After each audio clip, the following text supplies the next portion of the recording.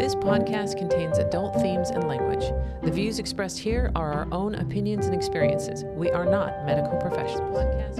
In this podcast, we discuss our opinions about mental health, sobriety, addiction, and our pursuit of happiness and peace. This is Sober Mind.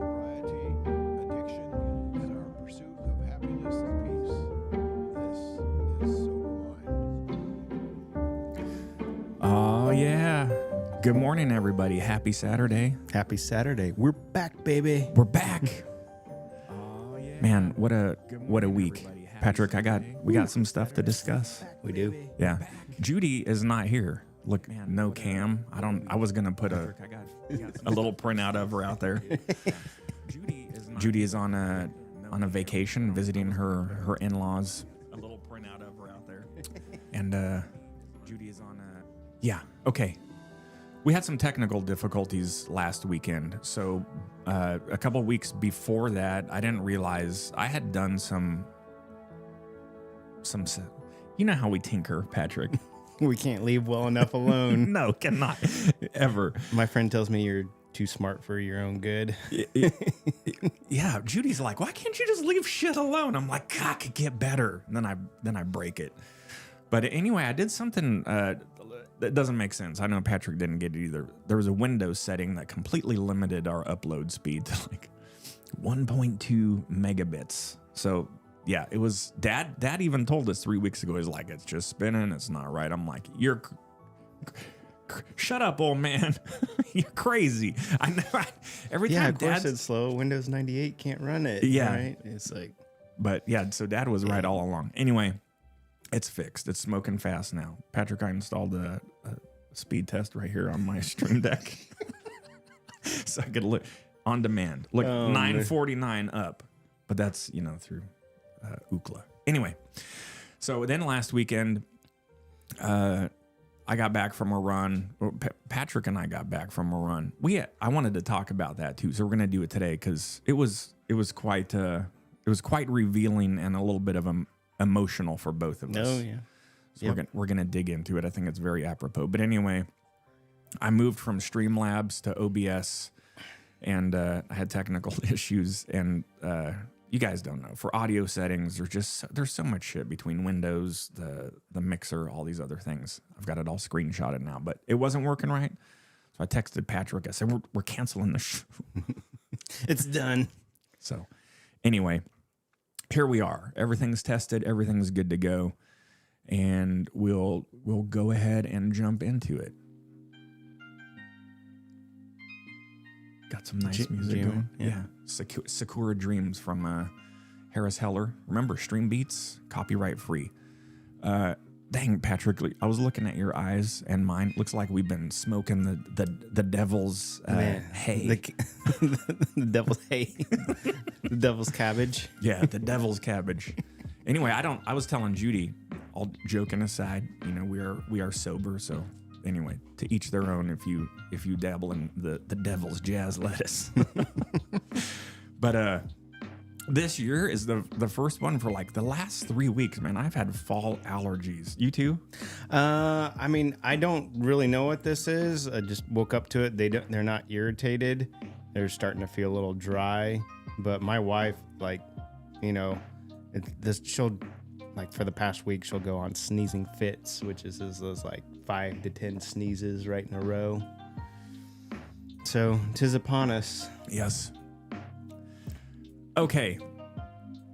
I wanted to talk about one thing. We're gonna go a little bit out of order. Oh, you don't want to do gratitude? Oh yeah. What's your gratitude, Patrick? Gratitude. I thought about this I had this for last week, and I know we've done this theme, but gratitude for friends. Like the run last week really was, it's still frustrating going through it as you're sorting through your own emotions, where you kind of have to have either a temper tantrum and just release emotions, just let them all out. And even though they don't make sense, and I was very thankful to do that with you on the run, and it was very cathartic. I got to let that go. I got to set that from our story of the Buddhist monks, I got to set that woman back down on the river. You even told that to me. It's like I pulled that out of my reserve pocket. Yeah, I'm it's like, in your head stealing, in the kitchen stealing the cookies from your cookie jar, living rent free right now. So you need to let it go. Yeah. And for some reason, I couldn't see why my ego wasn't letting it go, and I had to just have my temper tantrum. yeah, And it takes a while to rewrite that operating system too. oh, for sure. So it wasn't until like a few days later where I was like, oh yeah, remove head from sphincter. Yeah. We're all good. Yeah. So we'll get into that for in deeper detail here in a bit, but so my gratitude I thought about this morning, and it's for my health. As I do our mantras when we're out there running, I did my 8-miler this morning. Patrick rolled his ankle last week during our training for our half marathon, so he's been resting it and he's on the bike. But I just got out there and got in my headspace, and I always have to remind myself about I'm very close to disabled veterans and that whole group of folks that are, and then amongst others in the world that cannot get out of bed and do a simple physical motion for things, and I'm out there being able to run 8 miles and more. So I dig deep into my gratitude bucket, and I really try to humble myself and have gratitude for that. I get that one. Rolling my ankle this week is pretty nasty. Ate a big piece of humble pie since the training was going strong, and very thankful that I'm like, I'm not back up to full, but I've been riding the bike and getting those in, and happy that I can do that. I'm not like, I feel like past me, if I was in the middle of drinking phase training for something like this, I'd be like, fuck it, it's all over. Wheels come off the bus. Yeah. It's not going the way I wanted, but persevere. Yep, Adapt and improvise. for sure. And take care of yourself, mainly. Like every time I want to like get back and do it, like it's, I rode the bike. So I twisted my ankle, took the day off. Next day I rode the bike, and then I thought I was going to ride the bike again, and just took that off and was ready to get back at it today. So slowly bringing it back up. Yeah, you've got time. You'll be all right. It happens. Okay, so that's the gratitude. Let's get into it. So I want to talk about the ego death and how I've been slowly killing my former self. That's why it was very apropos last weekend that I wanted to talk about. But we'll get into it here in a moment. I wanted to talk about speaking of humble pie. I had posted a short last week, and it was titled "The Secret to Finding Real Friends." Oh, I put a typo in there. It was basically me. That's the best way to get Yeah. views is, or get spell check is put something wrong on the internet. Oh, yeah, for and sure. Get corrected in Yeah. a matter of seconds. But got a lot of comments on there. So I put. I'm not going to play it now. You can go check it out. But I just put that when Judy and I quit drinking, we were actually pretty vocal about it with our friends and told them, hey, I'm an alcoholic. I can't do this lifestyle anymore. And it's the cliche. It's not anything new. It happens that a lot of our friends just abandoned us. And some of the comments that I got were a lot of folks agreed with that, and they were going through the same thing. But some of the comments in there were things like this. Bullshit. It's you who left them. They can handle their substance. You stopped going where they are. You stopped doing what they do. So the only way to be around you is to quit drinking. They don't have a problem. You do.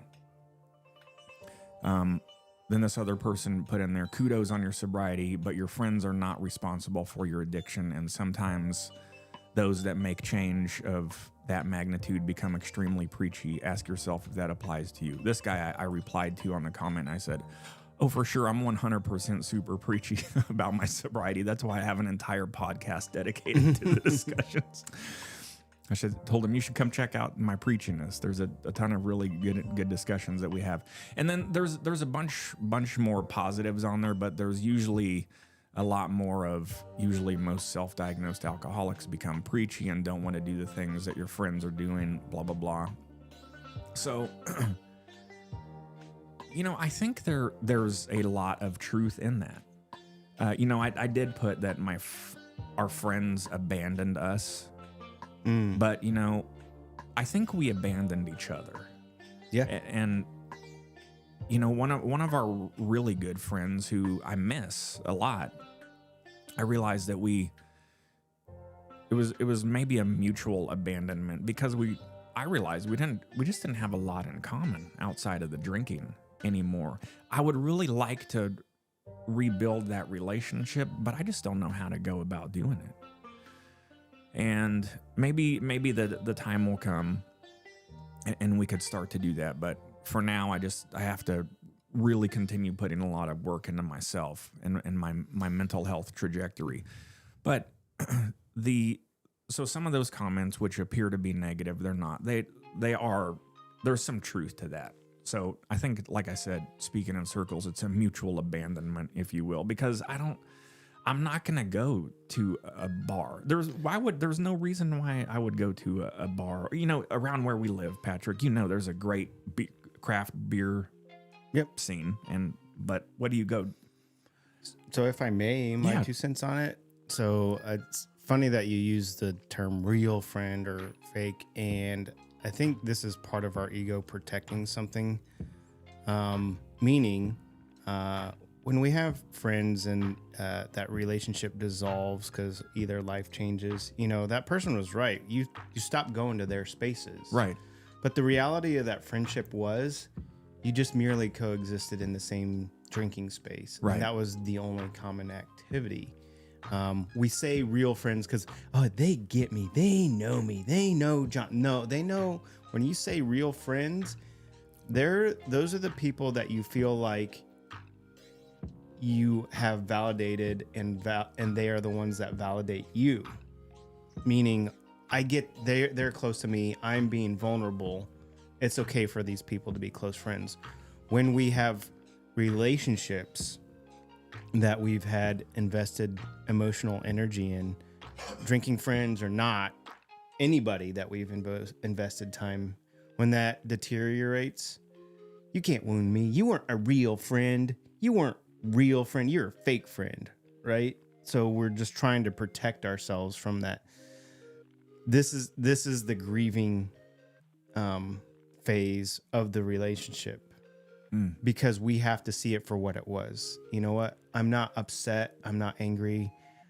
I am sad that it's gone. But the reality was our relationship was really centered around the act and commiserating of drinking. Yeah. And we didn't get a chance to blossom it any further or find any other avenues. And this might be an answer to rekindling that relationship. Like, what about hanging out with that person did you enjoy? Or what aspect do you feel like that, was a strength rather than drinking? And then that may provide answers to where an avenue to pursue, with them. Yeah. I've thought about it. I can't find any. We always had such a really good time. We would get fucking hammered. Well, being awkward with each other is a good place to start. That's how we started. It was just kind of like, I know. Randomly running into and be like, hey, hi, I'm sober. It's just like, what? What the fuck? Yeah. So and it worked out. Yeah. Worked out very well. You smell good, by the way, Patrick. That's what a shower does, friend. Yeah. It's amazing. All right. So I just want to talk about that and acknowledge that there's truth in both avenues.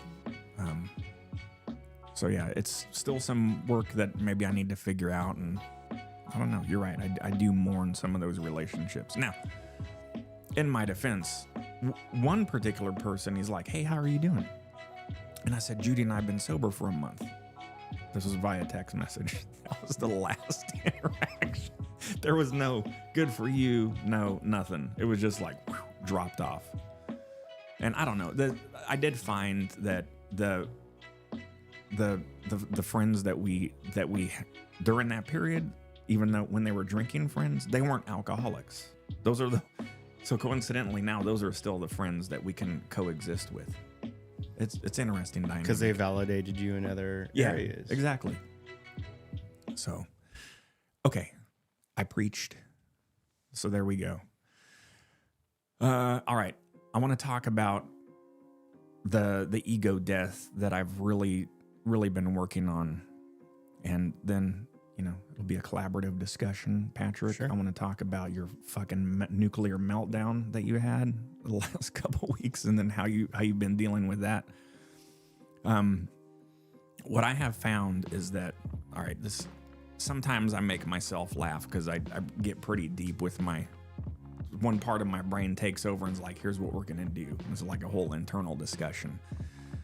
So, we talked a couple months ago about the work that we do, and then we get surprised about how we react or don't react to situations. And how I realized that, man, even, this is going to be a journey. Oh, good morning, Michelle.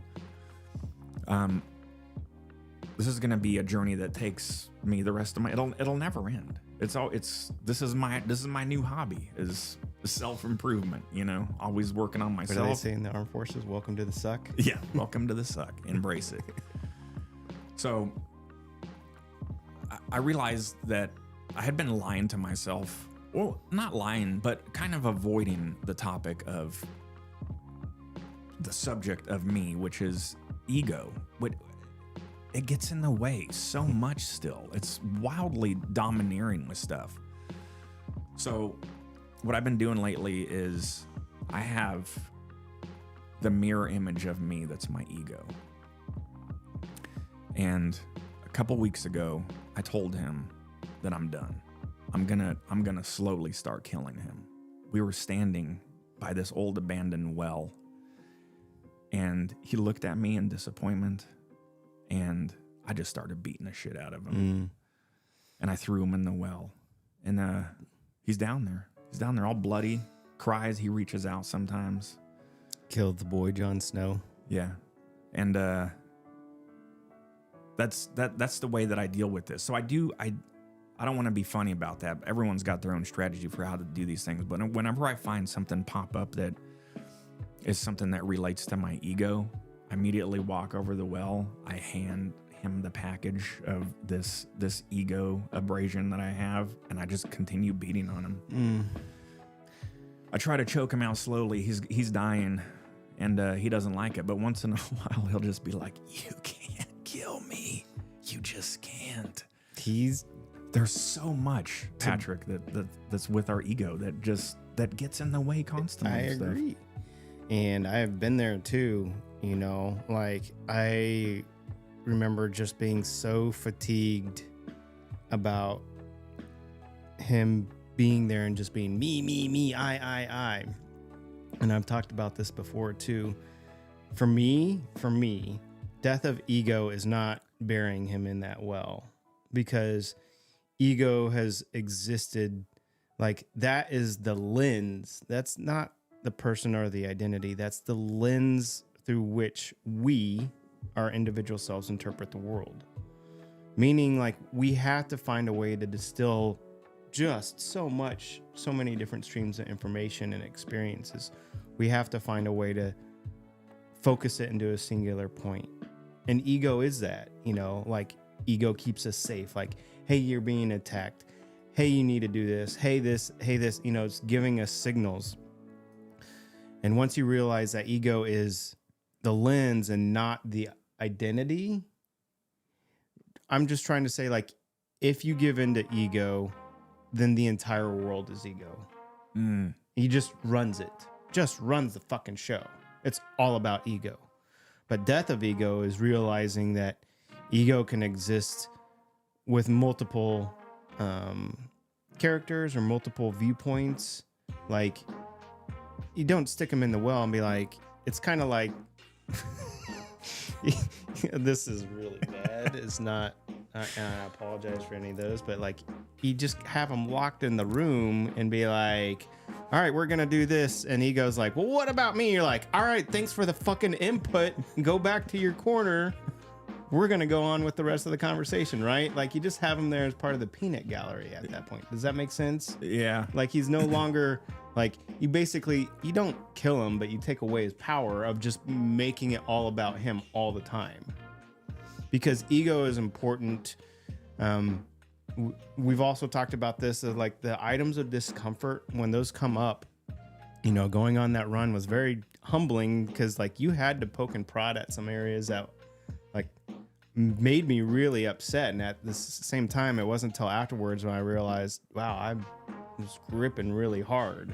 Like that was an indicator. My ego was protecting that. If I was not ready to hear that, you know, like that notified me like, hey, ego may have been protecting it, but by protecting it, it let me know that was something that I need to let go of, right? Right. So I have to have that around. But working on a more healthy relationship with each other is what it's about at this point. Yeah. There you go. Because he's right. He's not going to fucking go away, John. Yeah. But if you can just be like, all right, dude, appreciate the 2 cents.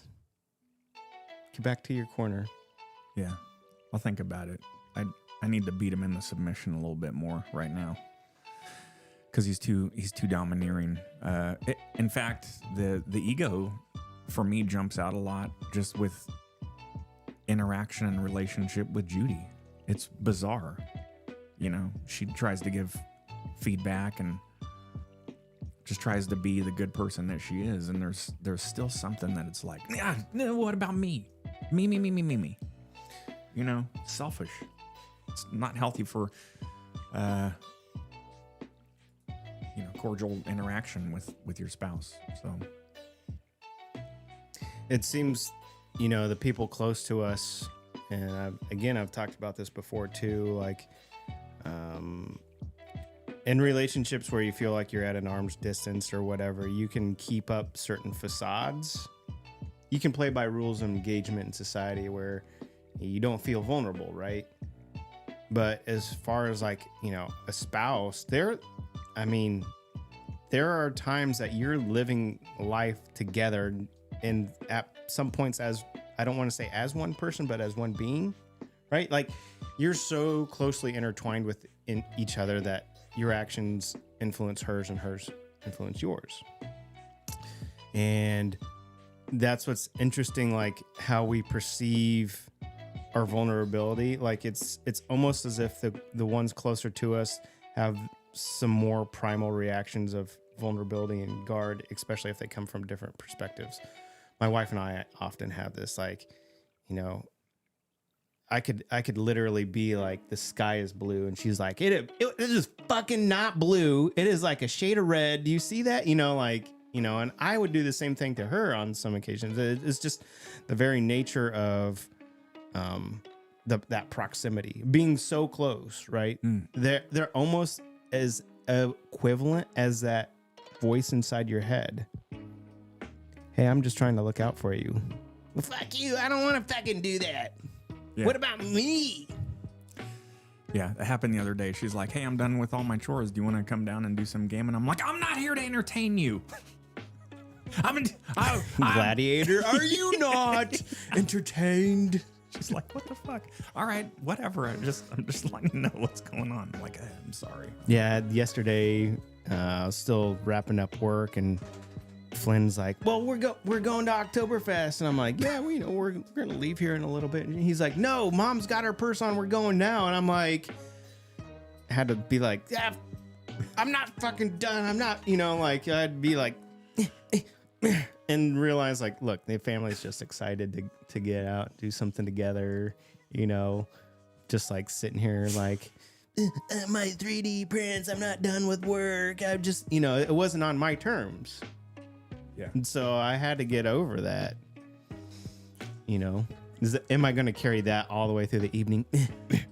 I don't know how many evenings or weekends I've ruined just having a salty attitude just because it hadn't unfolded the way I wanted it to. Yeah. Now that I say that out loud, I can see really why I wanted to drink, you know, and just put the mute button on a lot of that discomfort as I was just trying to come to grips with that. Yeah. All right. Do you care to dig into the discussion we had? Yeah. I mean, you know, our standard, again, I'll go back to the rules of engagement, our standard rules of engagement, because it talked about relationships at work. Yeah. And so I just want to be very cognizant of that. 100%. So in a nutshell, we were on a run, and Patrick and I were discussing how our professional lives were going. And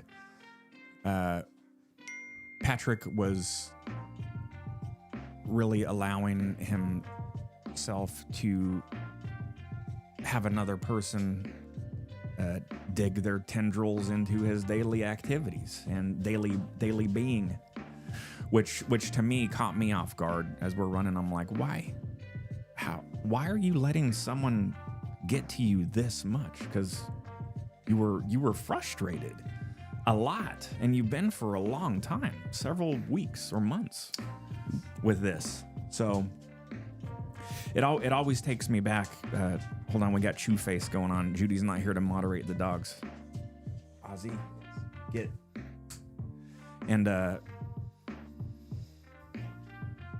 so, you know, sometimes we get, I don't know, with behavior, surprisingly disappointed about one another's actions, and you know, it's like, you know, we talk a lot about how well we do with ourselves and how, well, I don't let things bother me. And then it's like we're having a discussion, and I'm 100% guilty of it too.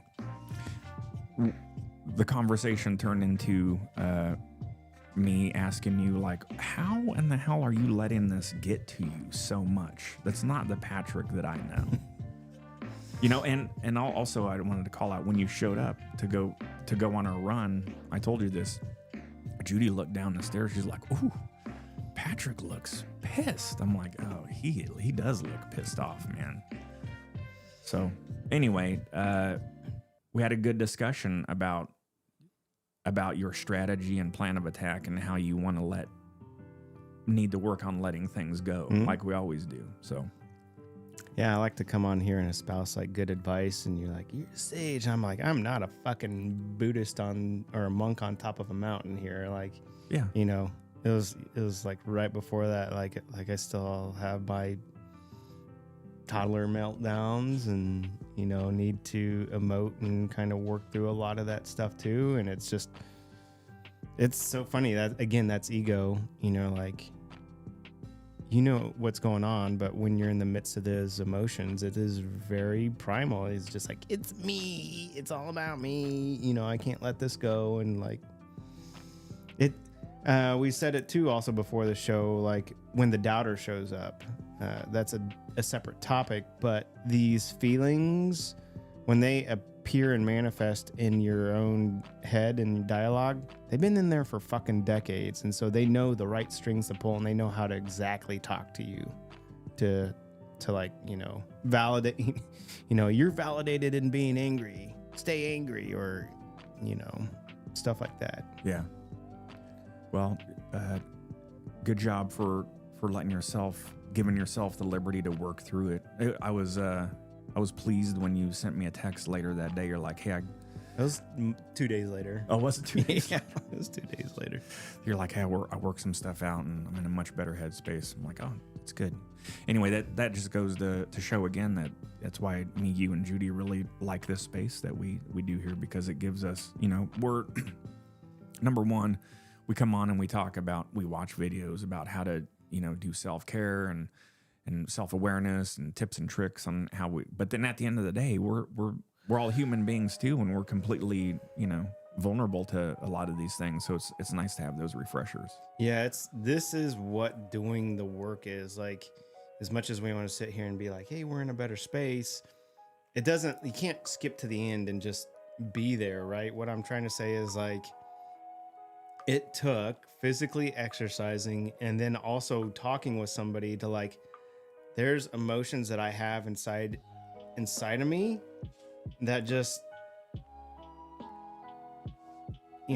they're like a tornado of chaos. They'll continue to swirl around until like I have the space, and that's, a trusting space with like you or somebody else close, where I can like begin to talk through it. And it at first is just like, at first it's just like, I'm angry, I'm pissed off. And then like you have to bring words to it and start describing it, right? And then you have to start doing the work of like turning over the leaves. Well, why are you really angry about this? Or like, is this worth even holding on to? You kind of have to have a dialogue to kind of work through that. And, at the end, it took me a journey to get to the point of like saying, this is what I'm upset about, or I can see ego just sitting on this one. And then like, you're just gripping it so hard. And then you see it for what it is. And then it's just all of a sudden you can start that release. Yeah. But you have to go through those steps one at a time. You can't just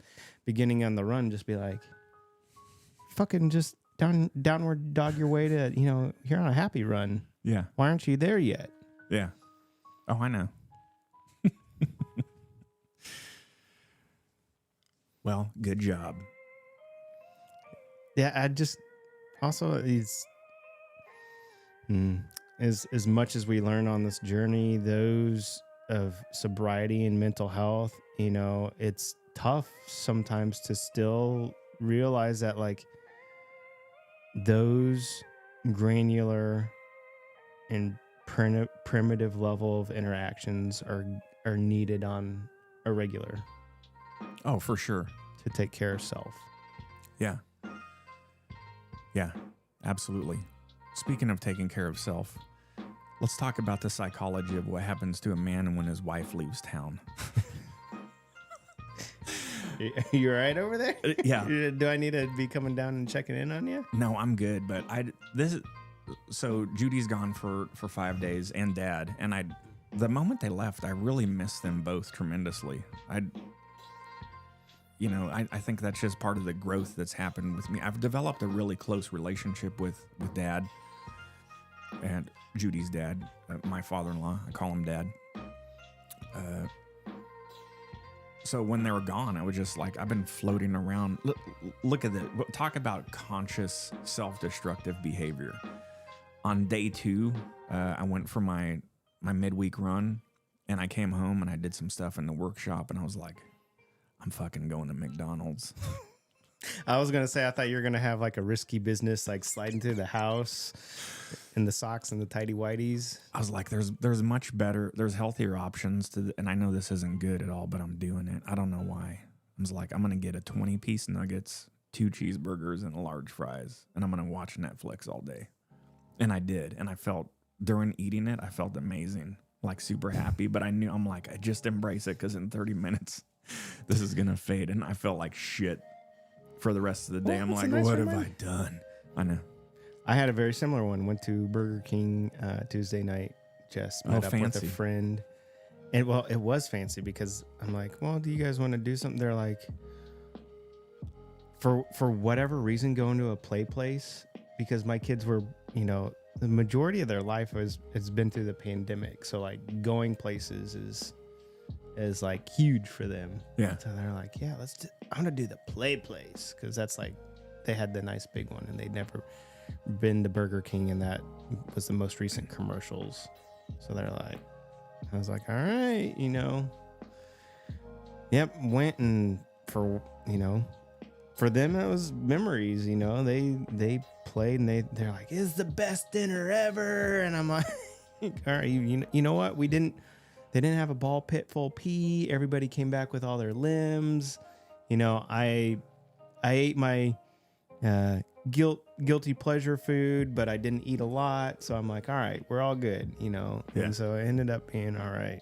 But yes, it was one of those reminders of like, yeah, the burger was tasty during it. And then like 15 minutes later, you got the bubble guts, and you're like, Yeah. this stuff is garbage. I take the 2 chicken nuggets and I put them on the cheeseburger, and I marvel at them, like they're shaped for dunking on purpose. Like it's got a built-in handle to nuggets. Don't get me about the gratuitous, though. What do I want to call it? Just the gratuitous, like I don't know, the vanity, like it's just part of the West American culture where it's just like, if something's good, then what's better is just enormous amounts of it and just complete excess. Just awful, you know? So that's why some of my favorite snacks are like, you know, you take Doritos and you dip them into cream cheese. Oh, yeah. Yeah. But at the same time, you're just like, I will have this with a side of shame. Nom, nom, nom, nom. Yeah. I know. I caught myself a couple years ago. We used to watch Man vs. Food. You know, where Adam Richland, he challenges himself to eat enormous amounts of food on purpose. Yeah. Like, in fact, he had to quit the show. He was like, his liver was getting ready to explode. The doctor was like, "You're gonna die." But when we started watching that, I caught myself. We were eating dinner and watching Man vs. Food. I'm like, what has become of us Americans? Can you imagine? There's third world countries. They're like, wait. You have competitions to see how much food you have so much excess of it. I'm like, yeah. Yeah, I've been happy with running. His training for the half marathon has decreased my appetite a lot more during the day, which is very helpful. Which is interesting. Usually it's a little bit the other way. Well, I mean, it made me realize I was even just consuming the large amount that I was, you know, like just feeling either bloated and then not getting as good as food, nutrient rich food. Yeah. You know, so you could stay lighter. Yeah. Good for you, man. Have you touched base with the scale yet? Yeah. Is it looking good? It is. It is on a positive gain or a positive loss at this point. I was really surprised to see what my numbers have been hitting, but they've been going down since I started running. Yeah. Yes. You look good, man. Thanks. And your mental, your overall aura is changing too. I also put on a decent amount of mass because I was really enjoying lifting. Yeah. For a long time, so I didn't really worry about it because my proportions were all right. Usually when I would gain a lot of weight, look, it's your own body. You've been in it for decades. You know, you feel it in the pooch or the love handles. You see, you know, certain areas when you're gaining weight, and I felt like it was a weird juxtaposition. Like I probably pretty heavy now, but staying. Like I was doing 2 to 3 runs a week, short runs, and lifting. So I was able to keep a pretty large frame and I felt healthy. Yeah. So, you know, and I just have to learn to embrace that instead. Like,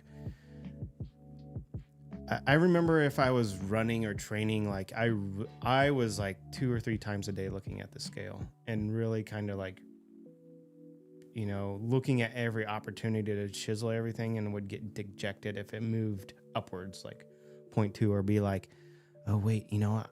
I need to go. This sounds bad, but I need to go to the bathroom first. Judy and I do that. And then not so I won't eat, but I'll go to the bathroom and then I'll weigh myself. And then I'll count that one for recording for the day.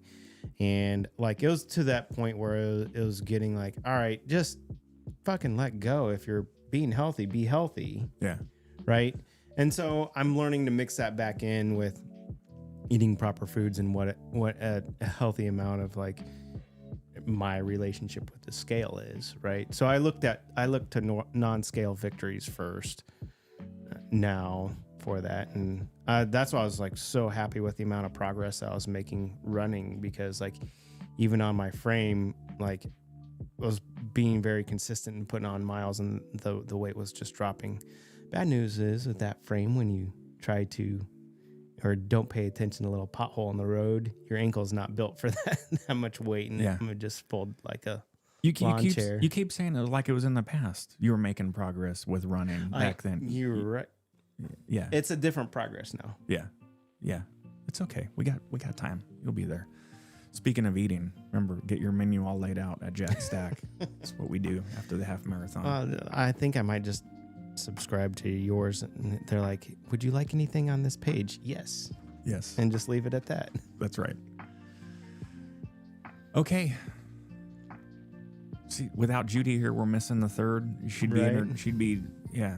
I like the flow that we have when she's here. But okay, She keeps us in check too. yeah, she does. She's like, "Here, you guys are full of shit."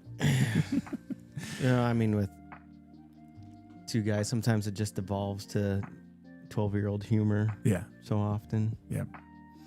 So anyway, We you, miss you, Judy. you feel good on Death of Ego? I do. It's something I put to my forefront, and I it's how I am. Once I embrace something, I go full steam ahead. Hence, when we the addictive mind. So there's pros and cons to that, but the things that resonate well with my spirituality and overall soul, I tend to latch onto for a long time. And so when I finally figured out that I needed to do something about my intrusive ego, it's become another part of my daily ritual, so it feels good. And now I catch myself like, oh my God, it's an ego thing. Just how can you work through this? I have those moments with myself, a little meditative process of, figure this out, figure out how to change yourself, quit, there's, like we've talked about it many times, there's so much shit that constantly goes back to the old me. I'm still so super, super young and fresh. I'm just a nubile little baby, 2 years sober. And there's just so much still to learn about myself and so much to work on still. So I, with that working on getting rid of the ego, I do need to constantly give myself grace and patience too, because I do too much sometimes. I catch myself like, hey, just hey, once in a blue moon, I am allowed to fucking eat a 20-piece nuggets and just fucking sit there and be crush the bag of Reese's. Yeah, just be a turd. But then it's like as I'm going to bed, I'm like, why? It's that. Why did you do that? Do you not have any control, John? Do you not have self-control? Yeah. What the fuck is wrong with? And it's like, hey, shut up. It's okay.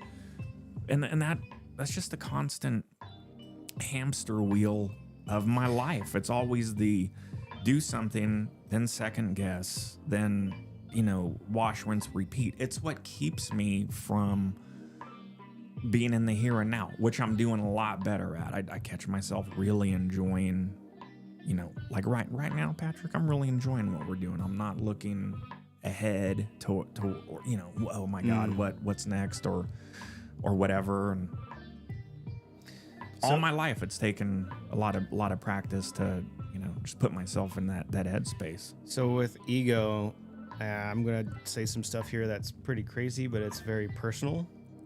With ego, a lot of my coaching, and I discussed this just a few minutes ago, of like working through these problems. I had to sit there and vocalize, right? Like I had to walk through and bring words to how I was feeling and just work through the nuances of that, right? With our dialogue back and forth. One of the things that helped me, instead of just saying ego in general, is, we've talked about imposter syndrome. That's one of the ones that, will bring a lot of doubt, like, that really kind of nags at your confidence. And then there's the doubter stuff. And then there's the foreboding joy type of voices. And there's all these different flavors to this ego, to the protective type of stuff. And we even see the protector step in. When I was doing a lot of the work early, working with my coach, it was very helpful to visualize, what little Patrick wanted to feel, think of yourself as a child and where your emotions were before you really got all these impressions of the world put on, right? And so that helped me, he identified, a lot of the point of my development, was either arrested at that point or whatever. So it's good for that as a reference. In that development, I have developed like nearly a course of dialogue with different actors that I tried to give a face towards in my head. When that imposter sits up, like My anger has a very vivid personality, and I often in meditation, like little Patrick for me is, like me when I was a kid, and I would just go love play outside, do Legos and explore and just do all the things and just like amazed at all the wondrous gifts of the world. Anger is my like disheveled cousin that doesn't had like all these hand-me-downs or clothes from like off-brand stores that are just all tattered, and we're going on a camping trip and we get the folding lawn chair out of aluminum and then the woven fabrics that's all frayed, and he's sitting there without a shirt on, and he's kind of like that skinny fit but like just full, like he's just like, it's fucking wrong, just fuck, but he's a like good at heart, like like if we were to get in a fight elsewhere, like I knew that guy would have my back type of thing. Yeah. But everything he says just comes off as so like grating and just fucking angry, like very Kyle energy. Like I see us sitting there at the campfire and him just being like, fuck this chair, and throwing it in the fire, and then starts throwing everything else in the fire. Like just, this is the level of detail that I give these characters. And so I sit down with him, and really the meditation becomes when I sit there and I try to visualize like him just being like, I'm fucking angry because this person just like didn't see me today, or like they cut me off, and like him, let him go on the tirade, and I give them the full character of that. And then I get to say like, how would I approach this as, he's in my close circle of friends. How would I help him work through that? Same with the doubter, and same with, the imposter syndrome. You have to bring them to light to see what they are protecting. I imagine these initial reactions, like if you were ever in a classroom and you had, I could imagine being a teacher, and, I remember being a camp counselor, and in a group of kids, there's always one that's like, some people may refer to them as a teacher's pet, but they're like the ones that always bring stuff forward, like, oh, hey, I just want to let you know, Bobby's having trouble. You need to go do this with Bobby, and Jane needs this, but like you have to do this with Jane. Like the person that's like, all right, dude, just fucking chill out. But you have to realize that's the thing bringing attention to you. What I'm trying to say is like, anger is the shepherd of what it's trying to protect, for me anyway. So he's that annoying kid being like, hey, something's fucking wrong. And they have to be like, all right, just be angry. Tell me what you're about. Let's do it in a safe way. And then let's kind of like work with what we're dealing with. All right. And you're like, all right, anger, thank you for bringing this to my attention. Sit to the side so I can deal with Bobby or Jane, or, feeling sad. You're angry. Okay. Now that we can start addressing what feels sad, or feeling alone, feeling abandoned, feeling, invaluable, feeling not seen. So that's a very long description of like how I like, by manifesting these characters and these dialogue, really helps me like separate. Again, ego. If I want to let that anger get a hold of me, then I would live that role. Yeah. I'm fucking angry. I'm the one. I am angry. There's a difference between I am angry and I feel angry, or yeah, my friend Kyle in here is just really fucking pissed off right now and I'm trying to deal with him, right? It sounds very Looney Tunes at a point, but it's beginning to delineate of my identity does not automatically reside with what I am feeling at that moment. Like ego is a part of you, but it is not your identity. Yeah. I'll have to ponder that. That's a good analogy. So that's me overcomplicating a lot of things a lot of times, because I just have to sit there and like really bring face to some of those feelings, because I feel like I haven't had that in my past, and I think that's a very common theme for especially either addicts or certain pockets of society that just have not essentially had those tools growing up, learning to bring color to your emotions and You know, they're not something to be solved, but something to be embraced and I don't know if understood, but like just to be with. Yeah.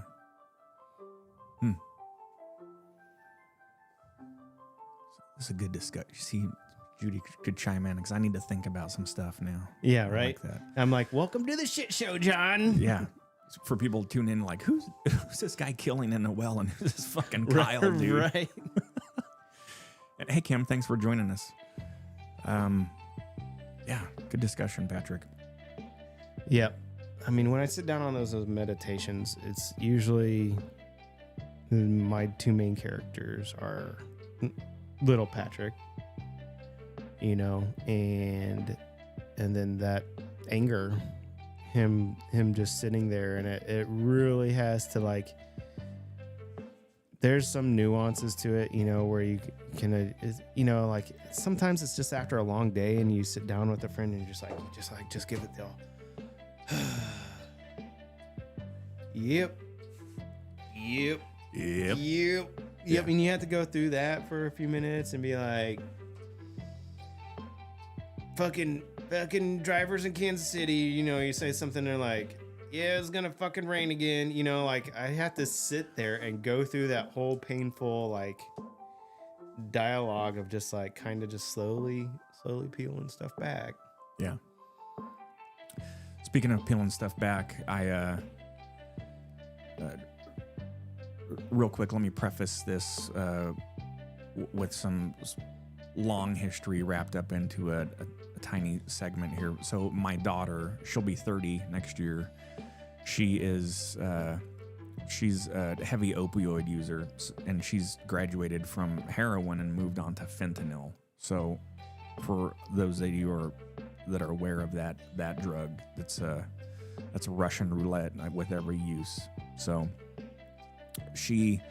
I had a brief conversation with her about a month ago, and it was, so she never has the same phone number. It's this whole lifestyle thing. I don't want to, we'll continue to get into this stuff later on, but you know, with that lifestyle, there's, unfortunately, you can't hang on to a cell phone for more than a couple days because your shit's always getting stolen or you're selling it or something like that. So she never has the same phone number, so it's tough to stay in touch with her.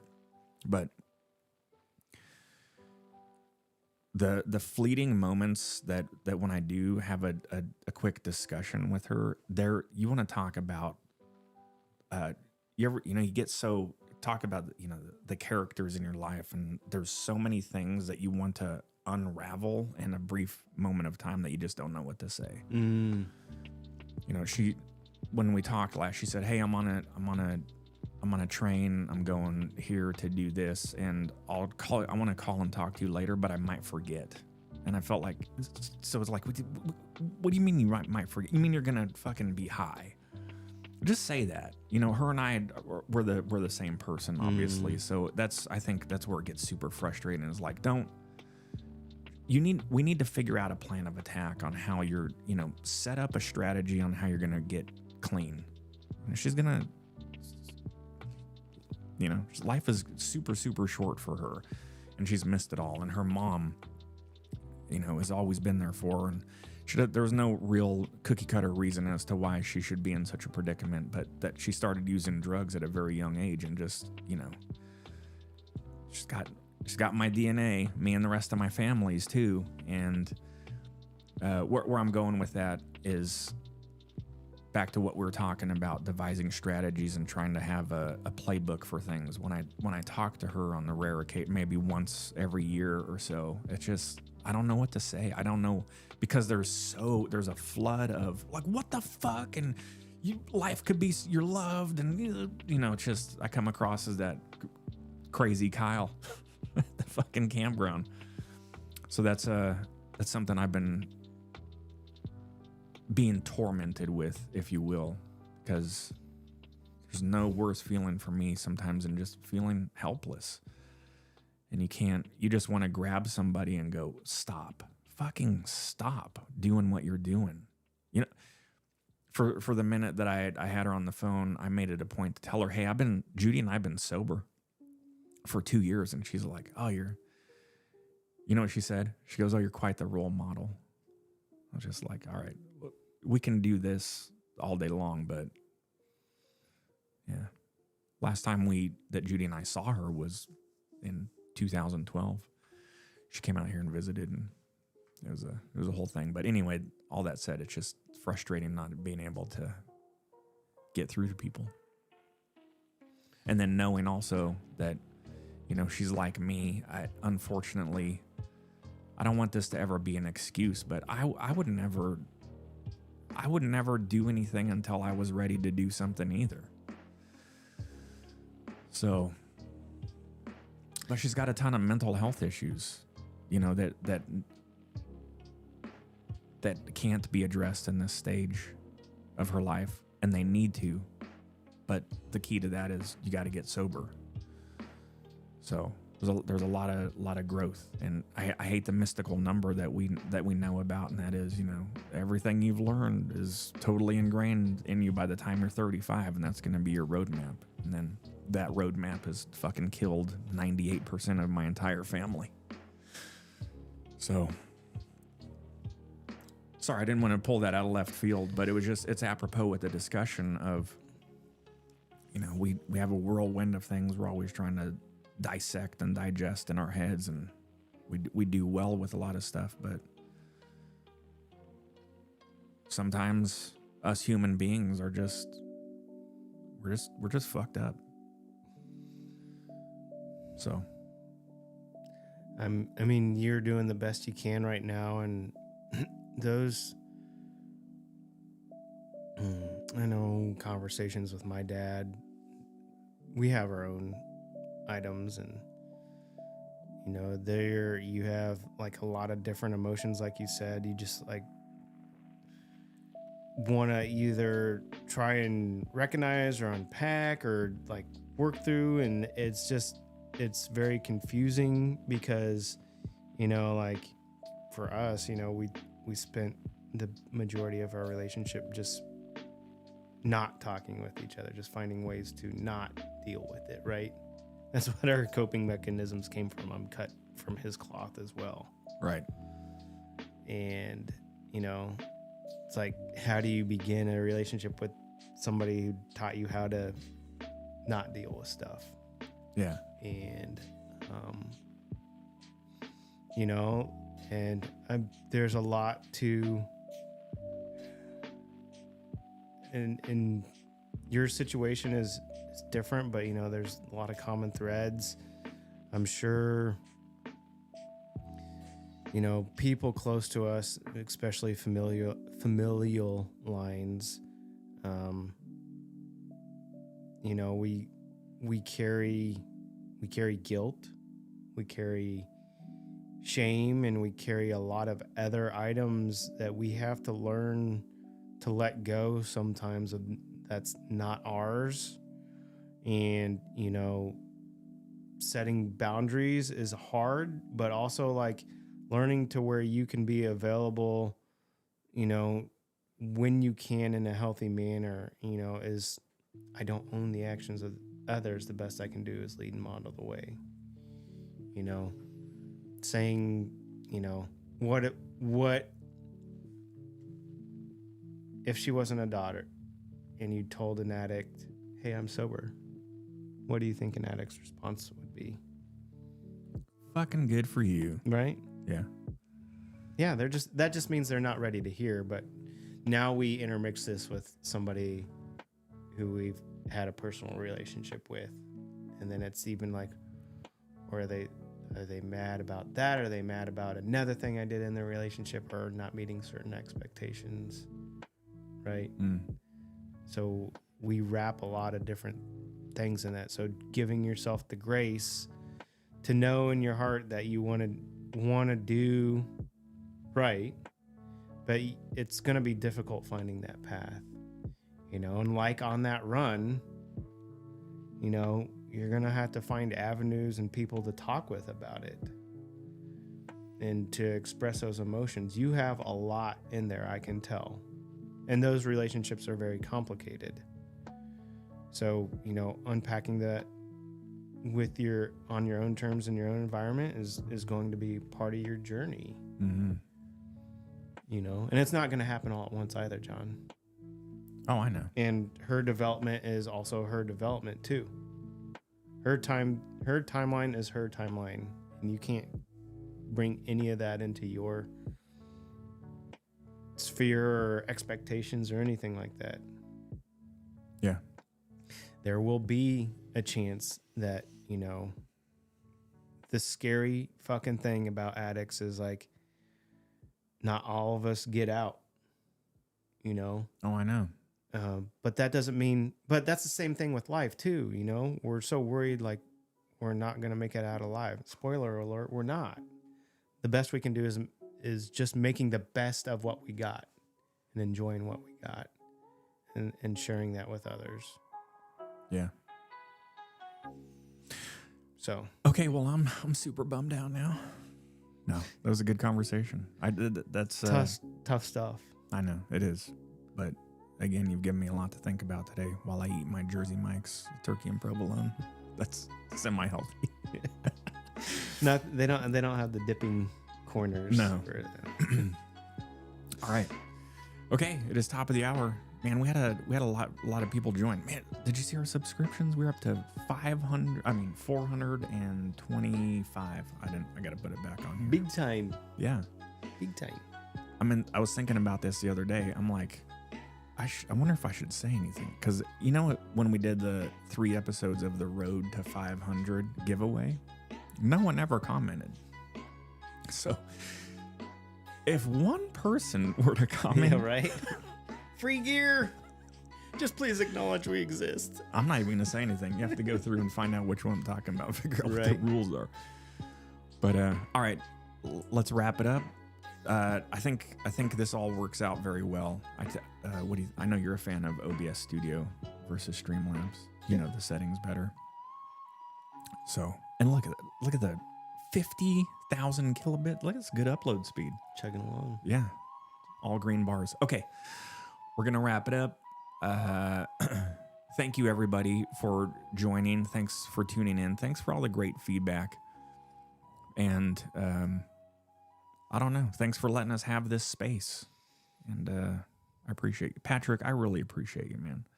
Thanks for being a part of my life. Me and Judy's life. We do talk about you when you're not here, by the way. Likewise, friend. Judy's like, what the fuck is up with Patrick, man? I'm just kidding. She does not. Fucking crazy dude. Yeah, now we're going to have to end the show. And usually we go out to the kitchen and Dad comes upstairs and like, great show. But if he just says that and then nothing else, that means it was not a good show in his opinion. Usually if he says, that was the best show I've ever seen, and then gives a lot of feedback, then I'm like, all right, he really liked it. I mean, like you said, don't own the actions of others. I know, You can't but read too much into that. When you have one critic, you know, what else? His opinion is the best. Well, at least they listen. My wife doesn't watch a show at all. I know. She's just like, that's your space. Yeah, I don't. We'll unpack that another time. Yeah, we will. Okay. All right, everybody. Thank you so much for tuning in. Let's do our outros, and we'll talk about what we're going to talk about next week. Hey, so we have to finish Dr. Wayne Dyer. We only have like 3 minutes left of that one.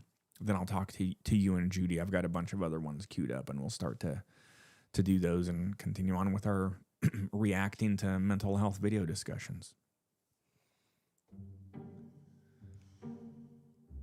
Got to queue up Hobbiton.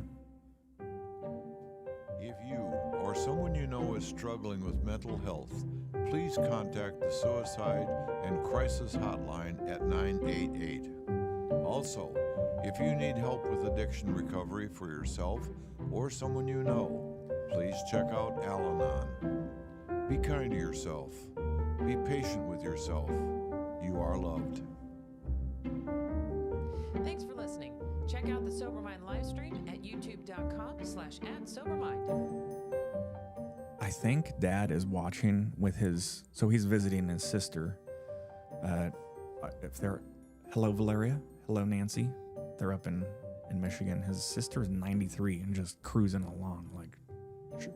She'll kick your ass, man. I know. But I know, I hope they're watching, and then everyone just heard like Dad do the intro and the outro, and they're like, what was happening there? Okay. We got to wrap it up. I feel kind of sad for ending the show. I would just sit here and talk for like 3 hours. We gotta, it's very cathartic, but okay.